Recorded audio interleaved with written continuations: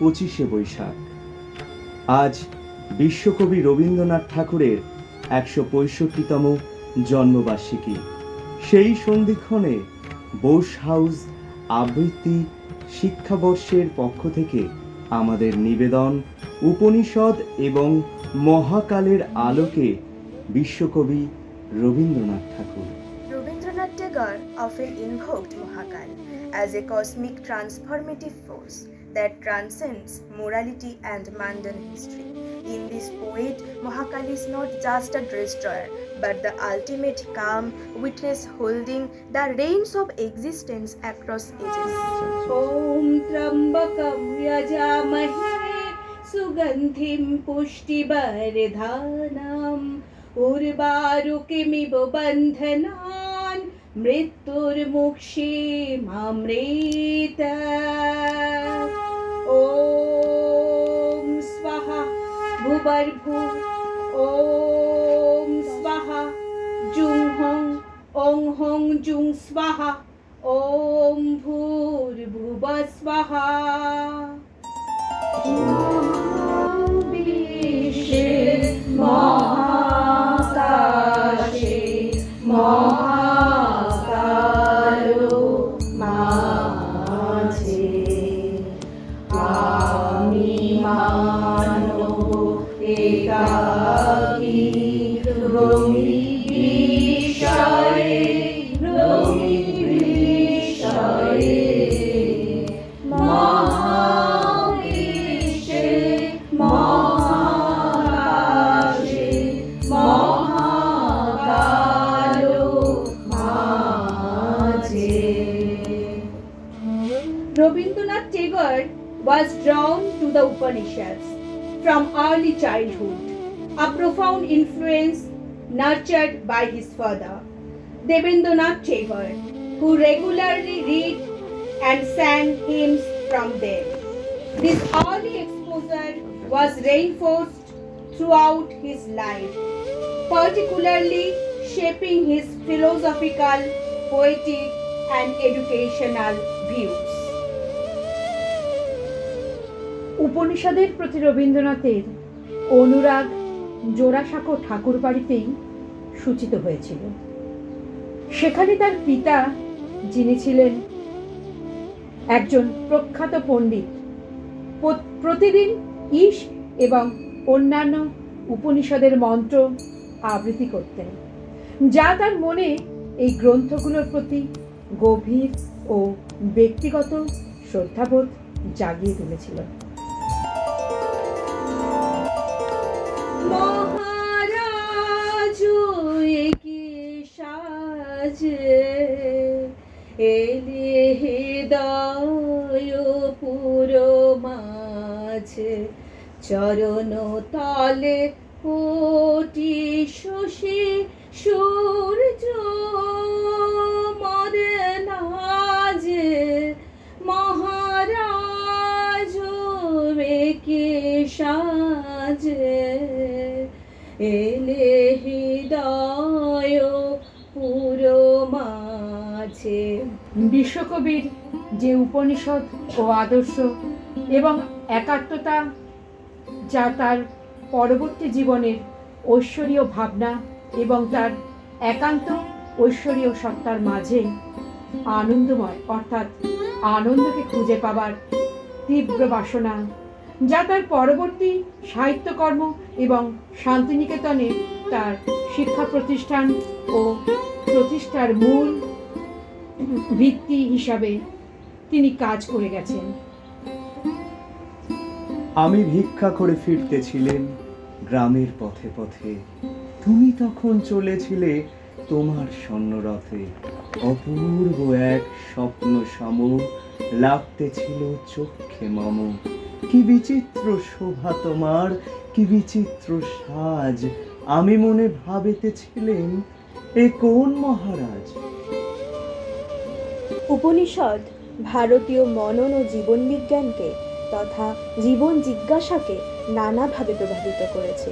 যুগ যুগ ধরে ভারতবর্ষে বাংলা সাহিত্যে এবং মননে উপনিষদ যে এত বড় একটা ঘটনা হয়ে রয়েছে, তার কারণ কবিগুরু রবীন্দ্রনাথ ঠাকুর। মরিতে চাহি না আমি সুন্দর ভুবনে, মানবের মাঝে আমি বাঁচিবারে চাই। এই সূর্য করে এই পুষ্পিত কাননে, জীবন্ত হৃদয় মাঝে যদি স্থান পাই। ধরায় প্রাণীর খেলা চিরতরঙ্গিত, বিরহ মিলন কত হাসি অশ্রুময়। মানবের সুখে দুঃখে গাঁথিয়া সঙ্গীত, যদি রচিতে পারি অমর আলয়। তা যদি না পারি তবে বাঁচি যত কাল, তোমাদেরই মাঝখানে লোভী যেন ঠাঁই। তোমরা ভুলিবে বলে সকাল বিকাল নব নব সঙ্গীতের কুসুম ফোটাই।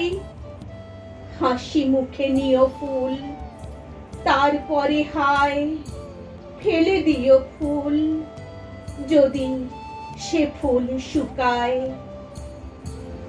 অনন্য সাধারণ মৌলিক চিন্তা ও চেতনার সংযোগে আমাদের কবিগুরু রবীন্দ্রনাথ ঠাকুর উপনিষদের নব্যরূপ দান করেছিলেন। উপনিষদের আলোকে উজ্জীবিত হয়ে বাংলার এই প্রধান ব্যক্তিত্ব তাঁর চিন্তা, চেতনা ও সৌন্দর্যবোধ তথা ব্রহ্ম ভাবনার তাৎপর্য অনুধাবন করার চেষ্টা করেছিলেন। এই তীর্থ দেবতার ধরণীর মন্দির প্রাঙ্গণে যে পূজার পুষ্পাঞ্জলি সাজাইনু সযত্ন চয়নে, সায়ন্যের শেষ আয়োজন, যে পূর্ণ প্রণামখানি মোর সারা জীবনের অন্তরে অনির্বাণ বাণী জ্বালাইয়া রাখিয়া গেনু আরতির সন্ধ্যা দীপমুখে। সে আমার নিবেদন তোমাদের সম্মুখে। হে মোর অতিথি যত, তোমরা এসেছ এ জীবনে, কেহ প্রাতে কেহ রাতে, বসন্তে শ্রাবণ বরিশনে। কারো হাতে বীণা ছিল, কেহ বাকম কম্পিত দীপশিখা এনেছিলে মোর ঘরে। দ্বার খুলে দুরন্ত ঝটিকা বারবার এনেছ প্রাঙ্গণে। যখন গিয়েছ চলে দেবতার পদচিহ্ন রেখে গেছ মোর গৃহতলে। আমার দেবতা নিল তোমাদের সকলের নাম, রহিল পূজায় মোর তোমাদের সবারই প্রণাম। আয়ে ধামানি দিব্যানি তস্তু, শ্রীনন্ত বিশ্বে অমৃতস্য পুত্রা। আয়ে ধামানি দিব্যানি তস্তু, বেদাহমেতং পুরুষং মহান্তম। আদিত্যবর্ণং তমসো পরস্তাৎ, তমেব বিদ্যুৎপত্তি মৃত্যুমেধি।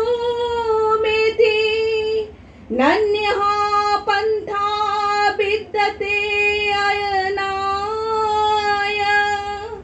নন্যः পন্থা বিদ্যতে অয়নায়, নন্যः পন্থা বিদ্যতে অয়নায়। হে চরাচরের হিরণ্য গর্ভের সন্তানগণ, যাহারা স্বর্গস্থ অমরাবতী প্রকৃতি স্থান ও সকল, তাহারা ইহা শ্রবণ করুন। সুপ্রকাশ ও জ্ঞানাতীত এই সর্বব্যাপী পুরুষকে আমি জানি। তাহাকে জানিলেই লোক মৃত্যু অতিক্রম করতে পারে, কারণ পরমার্থ লাভের আর কোনো উপায় নেই। সেই ব্যক্তি শ্রেষ্ঠ কবিগুরু রবীন্দ্রনাথের প্রতি আমাদের শ্রদ্ধা জ্ঞাপিত হলো। আগুনের পরশমণি ছোঁয়াও প্রাণে, এ জীবন পূর্ণ করো, পূর্ণ করো, পূর্ণ করো দহন দানে। আগুনের পরশমণি ছোঁয়াও প্রাণে, এ জীবন পূর্ণ করো, এ জীবন পূর্ণ করো, এ জীবন পূর্ণ করো, এ জীবন পূর্ণ করো দহন দানে, আগুনে পরশমণি ছোঁয়া